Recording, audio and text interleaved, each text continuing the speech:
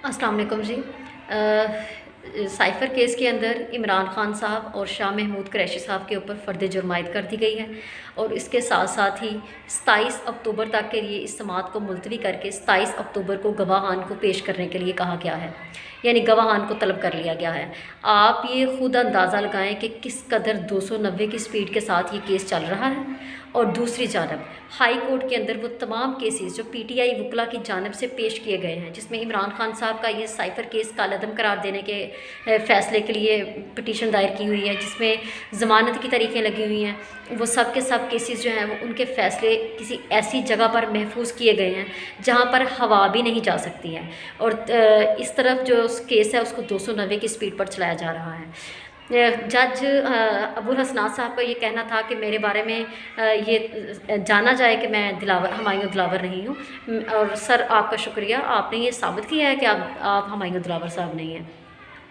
इमरान खान साहब के हौसले बहुत बुलंद हैं, वो बिल्कुल भी घबराए हुए नहीं हैं। उन्होंने आते ही जज साहब से ये मुकालमा किया है कि जज साहब कौम को मुबारक हो, नेल्सन मंडेला वापस आ गया है। और जज साहब ने इसके बारे में इस सिलसिले में आगे से कोई रिस्पॉन्स तो नहीं किया।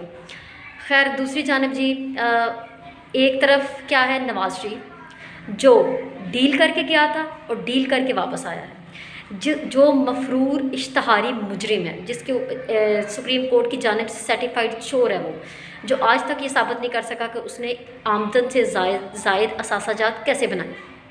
उस शख्स को फरिश्ता साबित करने के लिए, मासूम और पारसा साबित करने के लिए, जो डील करके गया था और डील करके वापस आया है, उस शख्स को मासूम और फरिश्ता साबित करने के लिए पूरे का पूरा निज़ाम उसके सामने लेटा हुआ है। कानून और इंसाफ का और आइन का जनाजा निकाला गया है। ये जो दुनिया को हम पैगाम दे रहे हैं कि हम अपने मुजरमों को कैसे इस्तकबाल करते हैं और अपने मुजरमों के लिए कैसे अपने आइन और कानून की धज्जियाँ उड़ाते हैं, और दूसरी जानब हम अपने हीरोज़ के साथ कैसा सलूक रवा रखते हैं, ये सब दुनिया देख रही है। लोग अंधे नहीं हैं। मेरा सवाल ये है, क्या सनम जावेद, जिसको 5वीं बार मुकदमे में गिरफ़्तार कर लिया गया है और फिर उसको जुडिशल कर दिया गया है, क्या सनम जावेद, आलिया हमजा, तैयबा राजा, खतीजा शाह, डॉक्टर यास्मीन राशिद, क्या इन सब के जराइम जो हैं वो नवाज़ शरीफ के जराइम से ज़्यादा बड़े हैं, या उनकी संजीदगी जो है वो नवाज़ शरीफ के जराइम से ज़्यादा है? क्या वो ज़्यादा संगीन नौयत के जराइम में लोग मुलव्वस हैं, जो उनके साथ इस तरह का गैर इंसानी सलूक रवा रखा गया है कि उनको एक केस में अगर ज़मानत होती है तो दूसरे केस में उनको अरेस्ट कर लिया जाता है? क्या 5-6 महीने से वो लोग कैद में थी, तब से याद नहीं आया कि वो कौन कौन से केसेस और हैं उनके ऊपर जो चलाए जा सकते हैं? लेकिन नहीं, मकसद सिर्फ एक है, और मकसद ये है क्योंकि वो लोग इमरान खान को सपोर्ट कर रहे हैं, इसलिए उनको गिराना है, उनको जलील करना है, उनको तोड़ना है, उनको उनके हौसलों को नीचे गिराना है। लेकिन आफरीन है उन तमाम ख़वातीन पर कि उनके हौसले बहुत बुलंद हैं। एक तरफ ये है कि नवाज़ शरीफ के लिए पूरे का पूरा निज़ाम दाव पर लगा हुआ है, और दूसरी तरफ इमरान खान साहब जिनके ऊपर 180 से ज़ायद आपने सेडिशन यानी बगावत केसेस कर रखे हैं। क्या एक शख्स जिसने बग़ैर किसी सरकारी ओहदे के 3 कैंसर हॉस्पिटल बनाए हैं जिनमें गरीबों का इलाज किया जाता है, क्या वो शख्स जिसने 2 यूनिवर्सिटीज़ बना दी हैं, क्या वो शख्स जो गरीबों के लिए अपनी सारी ज़िंदगी के आसाइश और आराम को पसे पुश्त डालकर गरीबों के लिए, गरीबों की हालत को बेहतर बनाने के लिए जेल काट रहा है, क्या वो शख्स बगावत कर सकता है? क्या वो शख्स अपने मुल्क के साथ गद्दारी करने का मुर्तकिब हो सकता है? और दूसरी तरफ जो असल मानी में गद्दार हैं उनको आप सल्यूट पेश कर रहे हैं। तमाम सरकारी ओहदेदारान जो हैं वो नवाज़ शरीफ जो मुजरिम है अभी तक, उसको आप लोग सल्यूट पेश कर रहे हैं। आप किस तरह से अपने कानून इंसाफ का जनाजा निकाल रहे हैं?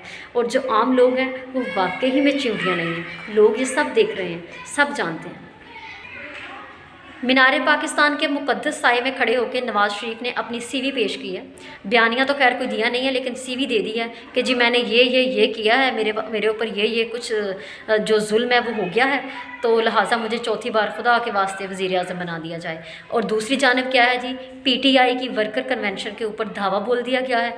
कुछ लोगों का इज्तिमा था, वर्कर कन्वेंशन थी, कौन सा कोई बहुत बड़ा जलसा हो रहा था, लेकिन वहाँ पर भी 50 से ज़ायद कारकुनान को गिरफ़्तार कर लिया गया है, जिनमें से कुछ जो लोग हैं वो ऐसे भी हैं जिनको अभी तक रिहा कर दिया गया है, कुछ जो हैं वो अभी तक जहाँ पुलिस लेके गई है वहीं के वहीं हैं। सवाल ये है, आज अरशद शरीफ साहब की बरसी भी है, और अरशद शरीफ साहब इस मुल्क का सबसे बड़ा इन्वेस्टिगेटिव जर्नलिस्ट, जिसने हमें बताया कि करप्शन किसे कहते हैं, जिसने इन लोगों के गंदे और घिनौने चेहरे बेनकाब किए हमारे सामने।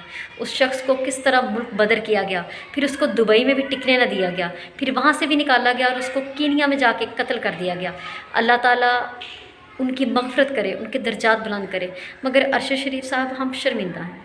मुझे शर्म आ रही है कि मैं किस तरह एक ट्वीट करूं जिसमें आपकी मग़फ़िरत की दुआ करूं और ये कहूं कि हम शर्मिंदा हैं, क्योंकि हमने तो आपके लिए आवाज़ ही नहीं उठाई। हम तो आपका हक़ अदा ही नहीं कर सके। जो आपने हमारे लिए किया, हम उसके बदले में 1% भी नहीं कर सके हैं। मगर अल्लाह की अदालत बहुत बड़ी है। जब वहाँ पर इंसाफ का दिन मुकर्रर होगा तो वहाँ आपको इंसाफ भी मिलेगा और यकीनन इनके गिरेबानों में आपका हाथ होगा। मगर वो लोग जो इसके ज़िम्मेदारान हैं, हमारी दुआ है कि अल्लाह उनको इस दुनिया में बेनकाब और ज़लील करे और आखिरत में भी उनको रुसवा करे। मगर ये जितना जुल्म हो रहा है और जो कुछ भी इस जुल्म के पीछे है, अल्लाह शिर्क और जुल्म को कभी माफ़ नहीं करेगा। और इसके साथ साथ अल्लाह ज़ालिम की हमायत करने वाले को भी माफ़ नहीं करेगा। तीसरी और अहम बात यह है जी, अरशद शरीफ साहब का बहुत शुक्रिया कि उन्होंने सर हमें आपने ये बता दिया कि ये जो हमारा मुल्क 75 साल से हमेशा पस्ती की जानिब भी जाता रहा है, ये तरक्की क्यों नहीं कर सका। आपका बहुत शुक्रिया कि आपने हमें बताया कि ये सब कुछ जो करने वाले हैं वो कौन था।